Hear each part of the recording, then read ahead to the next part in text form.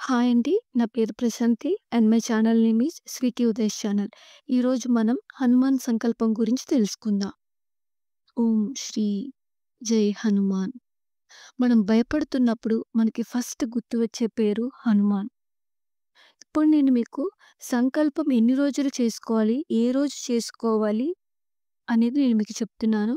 సంకల్పం అనేది మనం 3 డేస్ గానీ, 5 డేస్ గానీ, 7 డేస్ గానీ, 11 డేస్ గానీ, 21 డేస్ గానీ, 41 డేస్ గానీ, మనం ఎన్ని రోజులైనా చేసుకోవచ్చు. కాకపోతే ఏ రో ఏ 7 రోజులు సెలెక్ట్ చేసుకున్నా 11 సార్లు చదవాలి. ఆర్ 21 రోజులు సెలెక్ట్ చేసుకున్నా 11 సార్లు చదవాలి. నేను మీకిప్పుడు చెప్తున్నది 11 రోజులు మనం సెలెక్ట్ చేసుకున్నాం.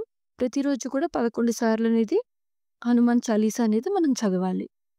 మనము పూజ స్టార్ట్ చేసే ముందు మనం ఒక కోరిక కోరుకోవాలనమాట. మనందరికీ కూడా ఏదో ఒకటి ఉంటుంది. మంచి ఉద్యోగం రావాలి, ఇంట్లో ప్రాబ్లమ్స్ ఉండకూడదు, పిల్లలు పుట్టాలి అని. అలా మన మనసులో ఒక మంచి కోరికని, అందరికీ మంచి జరిగే ఒక కోరికని మన మనసులో ఉంచుకొని ఈ పూజా విధానం అనేది స్టార్ట్ చేయాలండి. ఏ రోజు మనం చేసుకోవాలి అంటే మంగళవారం అయినా చేసుకోవచ్చు, శనివారం అయినా చేసుకోవచ్చు. చాలామంది మంగళవారం ఎందుకు చేసుకుంటారంటే అది మన హనుమంతుని యొక్క రోజు గాబట్టి మనం మంగళవారాన్ని కొంతమంది ఎక్కువగా కన్సిడర్ చేసుకుంటారు. శనివారం అయినా చేసుకోవచ్చండి.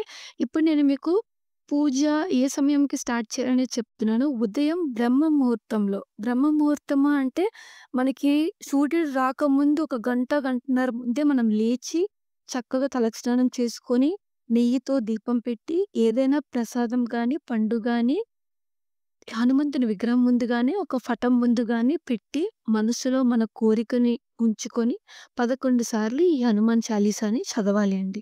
ఇప్పుడు మీకు ఒక డౌట్ రావచ్చు. ఎలా కౌంట్ చేయాలి? ఇది చదువుతూ తడబడతాం కదా! తప్పైపోతుందేమో అని అంటే 11 పువ్వులను పట్టుకోండి. ఆహ్, ప్రతిసారి చాలీసా కంప్లీట్ అయిన తర్వాత ఒక పువ్వనేది దేవుడి దగ్గరకు పెట్టేయండి. దానివల్ల మీరు కౌంట్ చేసుకోవాల్సిన అవసరం ఉండదు. ఓకేనా? లాస్ట్‌లో తులసీదాస్ పేరుగా అతనికి బదులుగా మీ పేరనేది చదువుకోండి. ఓకేనా? 11వ రోజు కూడా బజరంగ బాన్ అనేది చదవాలి. దీనివల్ల మనకి లాస్ట్‌లో తెలిసేదేంటి అంటే హనుమంతుడే నేరుగా వచ్చి మానవ రూపంలో మన కోరిక తీరుస్తాడు అని నమ్మకం.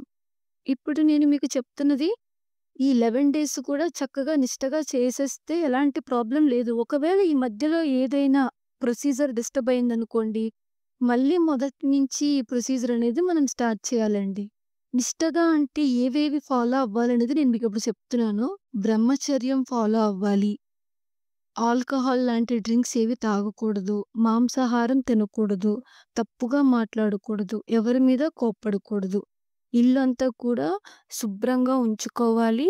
పసుపు నీళ్ళనేది కొంచెం చల్లుకుంటే మనకి అది నిష్టగా ఉన్న ఫీల్ కూడా వస్తుందండి. ఇవన్నీ ఫాలో అయ్యి మన సంకల్పాన్ని 11 రోజులకు కూడా దేవుని ముందు పెట్టి ఆ చాలీసాను కంప్లీట్‌గా చదివితే మనలో ఒక పాజిటివ్ ఇది స్టార్ట్ అవుతుంది. థింకింగ్ గానీ అన్నీ మనలో అంతా కూడా మనం వేరేగా మారామా అనే తేడా అనేది మనకే తెలుస్తుందండి.